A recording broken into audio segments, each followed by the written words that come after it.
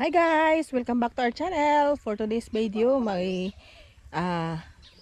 activities tayo ngayon sa farm. Maglalagay ng abono. So, lalagay sila ng pataba. Ayan guys. Tingnan natin. So, ang ginawa ay basal lang guys. Ganyan. Sa gilid. Kasi nga, umulan. So, okay lang na ilalagay sa gilid yung ating pataba. So, ganyan lang ang gagawin nila. Sa gilid lang. So, siyempre, sisilip tayo ng bunga ng talong. Ayun, oh. Yun. Para lalong gumanda ang ating talong, lalagay ng abono. Kasi pagka mainit, hindi tayo pwedeng maglagay ng pataba. So, dahil umulan, biniyayaan tayo ng tubig. Ayan, lalagay. Patingin nga, kumon. Ayan, oh. Urea at saka, ano yan? Ano ngayon? Putas. Urea at putas, ayan. Lalagay lang sa gilid.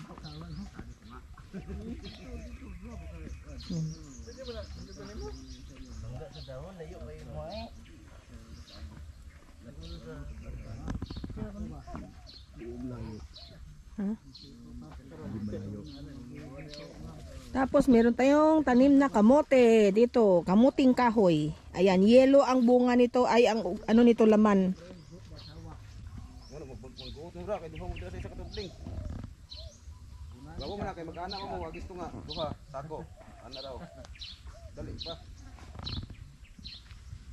Hutdasan ninyo na, tapos pag kuanin to kanang sako na lang.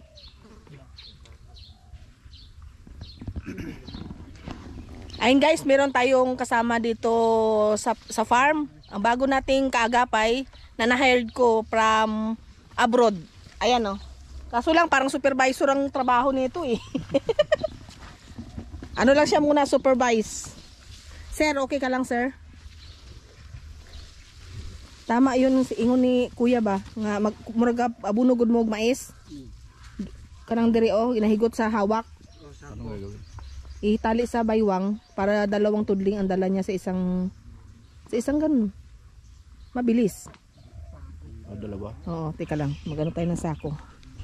Yun, sa halip na balde ang gagamitin. So, tuturo ko sa kanila yung pag gagawin para dalawang tudling na. Yung dalawang ganyan na ang madadala. Hindi dalawang tao sila sa ganyan. So, mas ma-less ng time. Tara guys, ating ihahanda yung sako. Ayan guys, so yan yung gagawin. Ipapalit doon sa balde na ginagamit nila. Mas oo. Tapos sa mais pag nag-abono kami nung araw. So ilalagay sa baywang. Yun nga lang, twine ang gamitin. Twine na lang yan, ganyan. Hindi pa daghan na siya, uy. Daghan na siya. Tapos mas hindi kayo na siya kapoy kay nasa baywang, parang dala ng hawak mo ba na anak. Inagyan ako na tanan, uy, abono, tanana. Mas kapoy na okay. Mag-anang isa yung kakamot. Tawa, balal ganin Edmond, oh.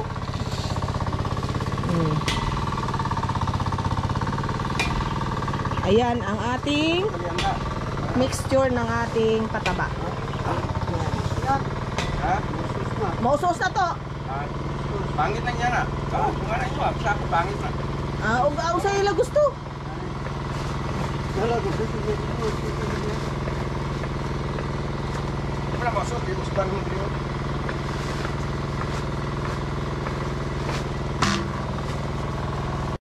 Ayan ang aking poging pamangkin na si Bunbon. Ay. Yan, ganyan, oh. Hindi kayo hirap, di ba? Oh. Oh, parang nasa Japan lang siya, oh. Kaya meron siyang tali sa likod. Japan.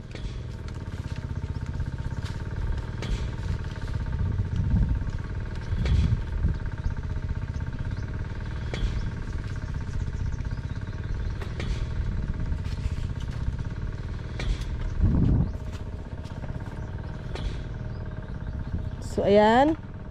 Ngayon guys, puntahan natin yung kuya ko. Andun, oh. May ginagawa siya sa ating kalabasa. So puntahan natin yung kapatid ko. may ginagawa siya sa kalabasa at pinuputol yung ano, yung pinakatalbos para dumami yung kanyang mga sanga.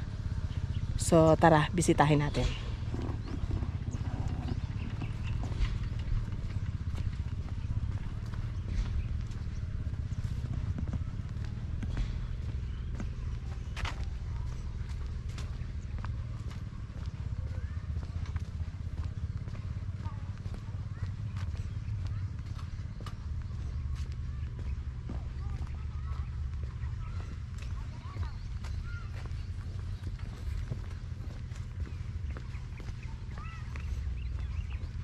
Pwede yan gulayin to?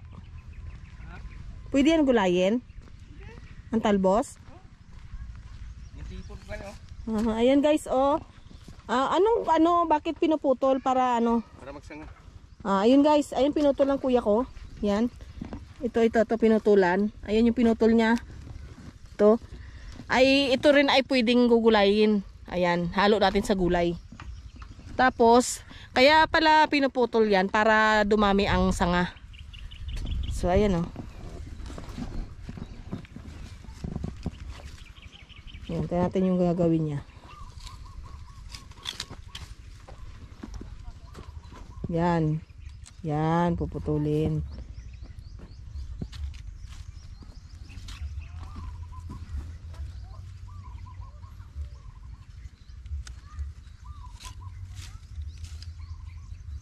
Ayun pa oh. Pagka maliit pa, okay lang.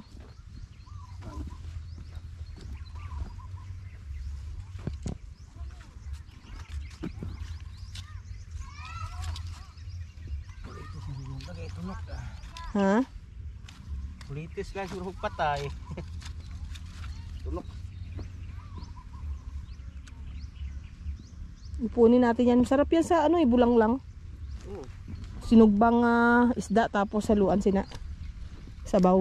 Pati bulak. Oh, pati bulak. Padalaan ta kasang bag kay ano? Kay sino to? Kay EJ. Dalon ko na to oh.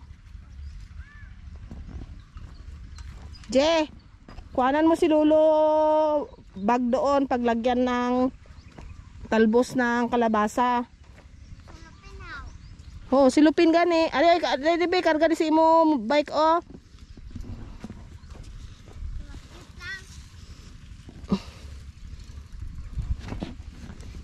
Ayan guys oh. Yan. To, pwede ba 'to ihalo sa sabaw na isda?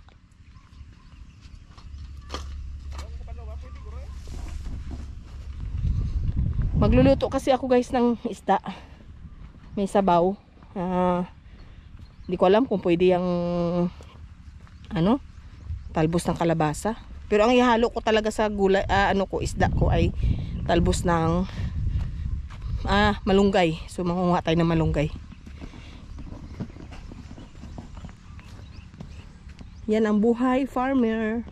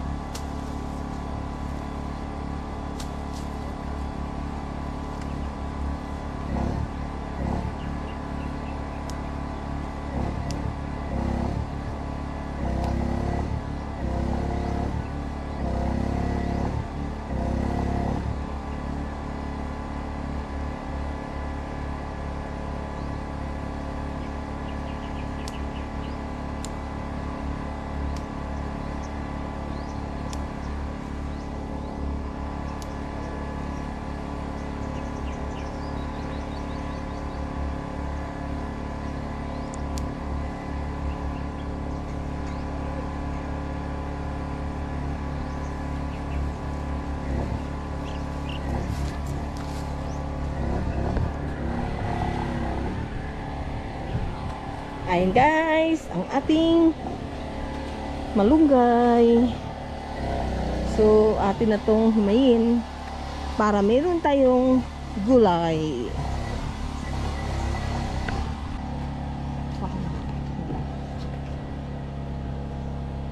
Maghihimay tayo nito.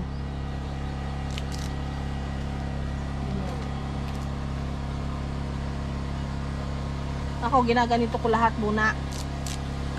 Yan, saka ako pipilian.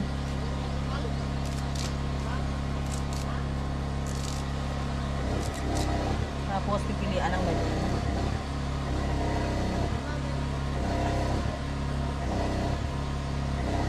Ang tataba oh. Lusog. Fresh yan, fresh.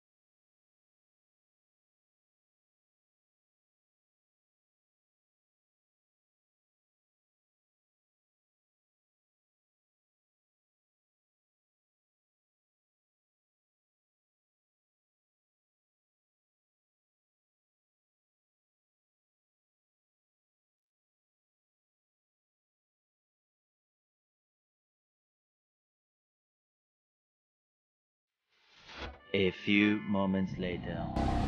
Guys, tulad ng sabi ko, meron tayong assistant.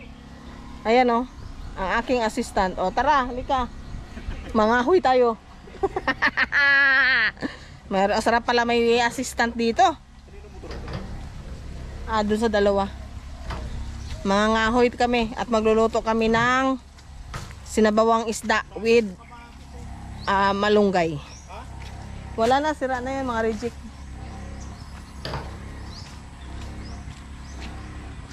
So, tara. Ang ating assistant. Manong, bilisan mo. Bagal ah. Kasing assistant ito. Mabagal. Doon tayo banda manguha kahoy. Guys, tuwing dumadaan kami dito, tingnan nyo, oh, naghahabol oh. Akala puro pagkain. Akala magbibigay ng food. Oh. Kayo ay pupunta dito at manguha tayo ng panggatong.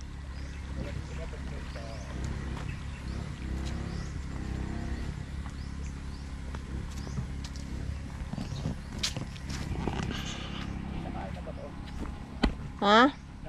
Kanina, breakfast. Malunggay lang.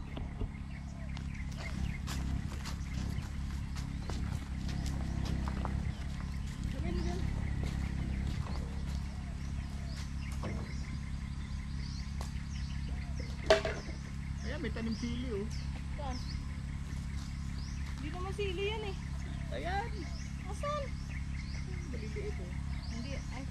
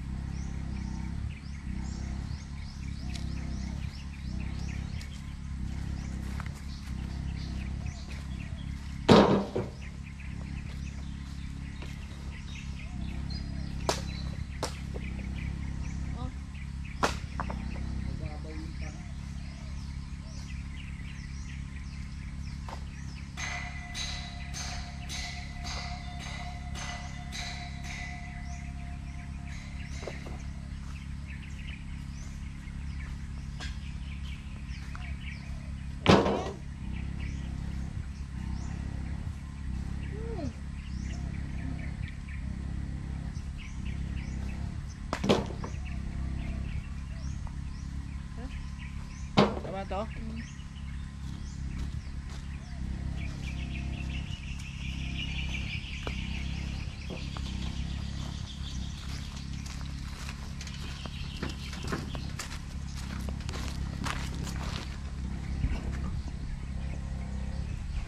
Ginamanong.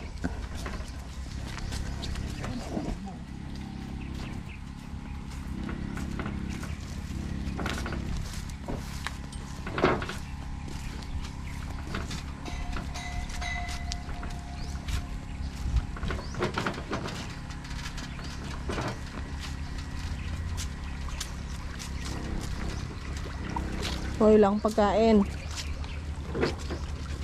Ano sila, matatas ng Ito Han, oh. Han, karga mo nga dyan. Ano ang pakiramdam nila? Ito pa, kunin mo. Ayan, oh. Tuyo na yan eh.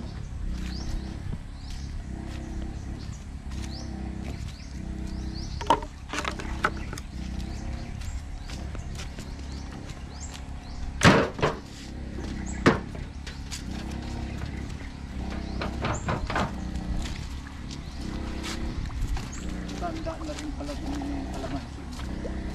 Ay, may pugad, oh. Ang cute ng pugad. Tingnan natin kung may laman. Wala. Wala ba? Makita eh. Ay, walang laman. Walang laman, guys. Ayan yung pugad. Ayan. Walang laman.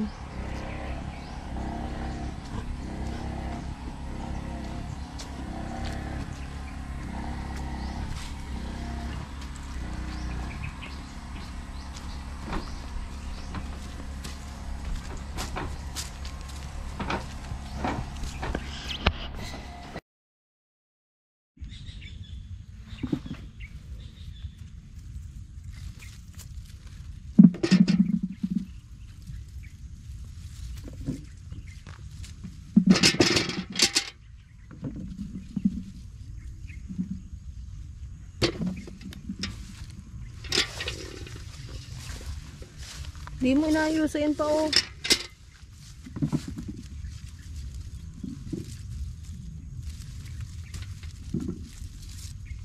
Bukas mag-harvest ka rin sa talong, ha. Yan to? Lagay mo. Doon, doon.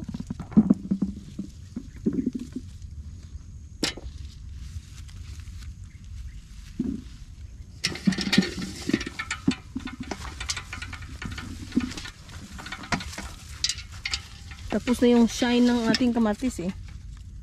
Ganyan ba yan? Sayang. Hindi na agad. Ang alin?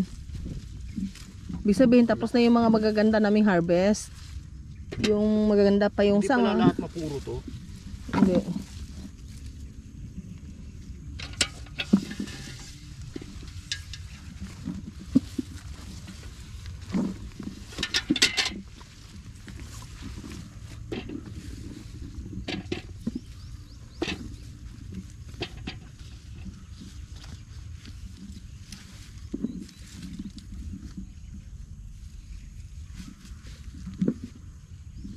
Ano, masakit sa balakang? Masakit sa balakang.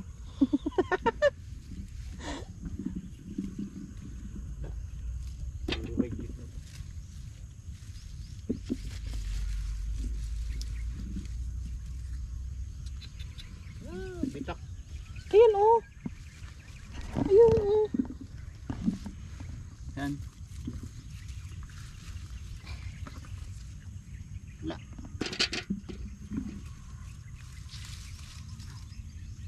Hilaw. Yan, pwede mo. Yan na, pag-graduate na ang aming kamatis. Pag-graduate na ang aming kamatis.